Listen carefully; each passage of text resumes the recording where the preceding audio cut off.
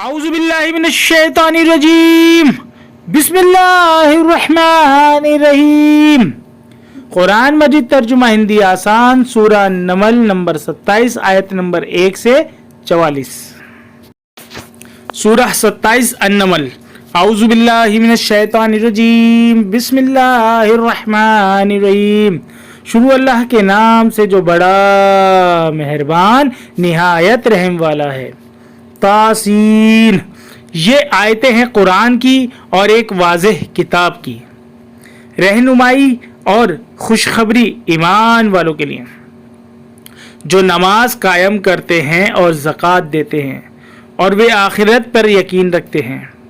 جو لوگ آخرت پر ایمان نہیں رکھتے ان کے کاموں کو ہم نے ان کے لیے خوشنما بنا دیا ہے، پس وہ بھٹک رہے ہیں۔ یہ لوگ ہیں جن کے لیے بری سزا ہے اور وہ آخرت میں سخت خسارے گھاٹے میں ہوں گے۔ اور بے شک قرآن تمہیں ایک حکیم، تتودرشی اور علیم گیانوان کی طرف سے دیا جا رہا ہے۔ جب موسیٰ نے اپنے گھر والوں سے کہا کہ میں نے ایک آگ دیکھی ہے، میں وہاں سے کوئی خبر لاتا ہوں یا آگ کا کوئی انگارہ لاتا ہوں تاکہ تم تاپو۔ پھر جب وہ اس کے پاس پہنچا تو آواز دی گئی کہ مبارک ہے وہ جو آگ میں ہے اور جو اس کے پاس ہے، اور پاک ہے اللہ جو رب ہے سارے جہان کا۔ اے موسیٰ، یہ میں ہوں اللہ زبردست حکیم تتودرشی، اور تم اپنا عصا ڈنڈا ڈال دو۔ پھر جب اس نے اسے اس طرح حرکت کرتے ہوئے دیکھا جیسے وہ سانپ ہو تو وہ پیچھے کو مڑا اور پلٹ کر نہ دیکھا۔ اے موسیٰ، ڈرو نہیں، میرے حضور میرا پیغمبر ڈرا نہیں کرتے، مگر جس نے زیادتی کی پھر اس نے برائی کی طرف اسے بھلائی سے بدل دیا، تو میں بخشنے والا مہربان ہوں۔ اور تم اپنا ہاتھ اپنے گریباں میں ڈالو، وہ کسی عیب کے بغیر سفید نکلے گا۔ یہ دونوں مل کر 9 نشانیوں کے ساتھ فرعون اور اس کی قوم کے پاس جاؤ، بے شک وہ نافرمان لوگ ہیں۔ پس جب ان کے پاس ہماری واضح نشانیاں آئیں، انہوں نے کہا یہ کھلا ہوا جادو ہے، اور انہوں نے ان کا انکار کیا، حالانکہ ان کے دلوں نے ان کا یقین کر لیا تھا ظلم اور گھمنڈ کی وجہ سے۔ پس دیکھو کیسا برا انجام ہوا مفسدوں، اپدرویوں کا۔ اور ہم نے داؤد اور سلیمان کو علم عطا کیا، اور ان دونوں نے کہا کہ شکر ہے اللہ کے لیے جس نے ہمیں اپنے بہت سے ایمان والے بندوں پر فضیلت عطا فرمائی۔ اور داؤد کا وارث سلیمان ہوا، اور کہا کہ اے لوگوں، ہمیں پرندوں کی بولی سکھائی گئی ہے اور ہمیں ہر قسم کی چیز دی گئی ہے، بے شک یہ کھلا ہوا فضل ہے۔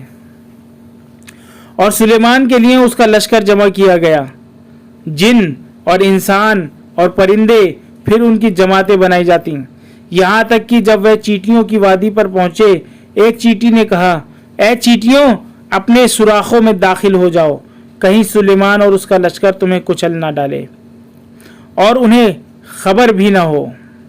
پس سلیمان ان کی بات پر مسکراتے ہوئے ہنس پڑا اور کہا اے میرے رب، مجھے توفیق دے کہ میں تیری نعمت کا شکر ادا کروں جو تو نے مجھ پر اور میرے والدین پر کیا ہے، اور یہ ہے کہ میں نیک کام کروں جو تجھے پسند ہو، اور اپنی رحمت سے تو مجھے اپنے نیک بندوں میں داخل کر۔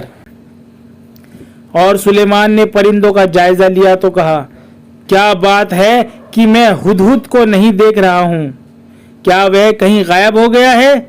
میں اسے سخت سزا دوں گا یا اسے ذبح کر دوں گا، یا وہ میرے سامنے کوئی صاف حجت لائے۔ زیادہ دیر نہیں گزری تھی کہ اس نے آ کر کہا کہ میں ایک چیز کی خبر لایا ہوں جس کی آپ کو خبر نہ تھی، اور میں سبا سے ایک یقینی خبر لے کر آیا ہوں۔ میں نے پایا کہ ایک عورت ان پر بادشاہی کرتی ہے اور اسے سب چیز ملی ہے، اور اس کا ایک بڑا تخت ہے۔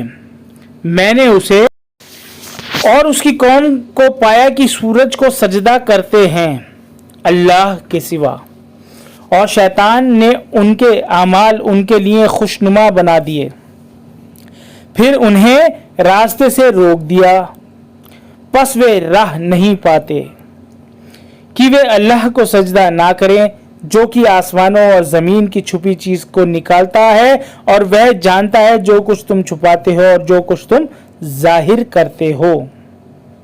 अल्लाह, उसके सिवा कोई माबूद पूज्य नहीं, मालिक अर्श अजीम, महान सिंहासन का।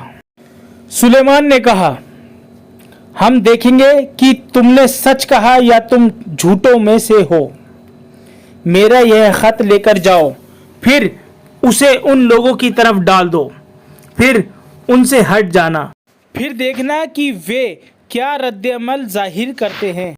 मलिका सबा ने कहा कि ए दरबार वालों, मेरी तरफ एक बावक़अत प्रतिष्ठित खत डाला गया है, वह सुलेमान की तरफ से है और वह है शुरू अल्लाह के नाम से जो बड़ा मेहरबान निहायत रहम वाला है कि तुम मेरे मुकाबले में सरकशी ना करो और मुती आज्ञाकारी होकर मेरे पास आ जाओ। मल्लिका ने कहा कि ऐ दरबारियों, मेरे मामले में मुझे राय दो। मैं किसी मामले का फैसला नहीं करती जब तक तुम लोग मौजूद ना हो। उन्होंने कहा, हम लोग जोर आवर हैं और सख्त लड़ाई वाले हैं और फैसला आपके इख्तियार में है, बस आप देख लें कि आप क्या हुक्म देती हैं। मल्लिका ने कहा कि बादशाह लोग जब किसी बस्ती में दाखिल होते हैं तो उसे खराब कर देते हैं और उसके इज्जत वालों को जलील कर देते हैं, और यही ये लोग करेंगे। और मैं उनकी तरफ एक हदिया उपहार भेजती हूँ, फिर देखती हूँ कि सफ़ीर दूत क्या जवाब लाते हैं। फिर जब सफ़ीर दूत सुलेमान के पास पहुंचा, उसने कहा, क्या तुम लोग माल से मेरी मदद करना चाहते हो? बस अल्लाह ने जो कुछ मुझे दिया है वह उससे बेहतर है जो उसने तुम्हें दिया है, बल्कि तुम ही अपने तोहफों से खुश हो। उनके पास वापस जाओ, हम उन पर ऐसे लश्कर लेकर आएंगे जिनका मुकाबला वे ना कर सकेंगे, और हम उन्हें वहां से बेइज्जत करके निकाल देंगे और वे ख्वार सम्मानहीन होंगे। सुलेमान ने कहा, है दरबार वालों, तुम में से कौन उसका तख्त सिंहासन मेरे पास लाता है इससे पहले कि वे लोग मुती आज्ञाकारी होकर मेरे पास आएं। जिन्नों में से एक देव ने कहा, मैं उसे आपके पास ले आऊंगा इससे पहले कि आप अपनी जगह से उठें, और मैं इस पर कुदरत रखने वाला अमानतदार हूँ जिसके पास किताब का इल्म था। उसने कहा, मैं आपके पलक झपकने से पहले उसे ला दूंगा। फिर जब उसने तख्त को अपने पास रखा हुआ देखा तो उसने कहा, यह मेरे रब का फजल है, ताकि वह मुझे जांचे कि मैं शुक्र करता हूँ या नाशुक्री। और जो शख्स शुक्र करे तो अपने ही लिए शुक्र करता है, और जो शख्स नाशुक्री करे तो मेरा रब बेनियाज निस्पृह है, करम करने वाला है।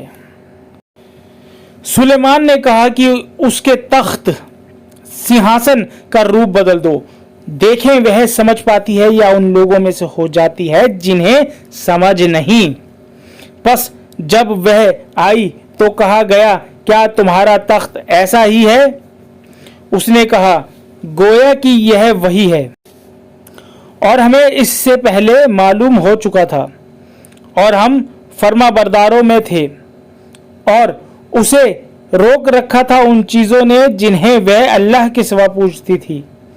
वह मुनकिर लोगों में से थी। उससे कहा गया कि महल में दाखिल हो।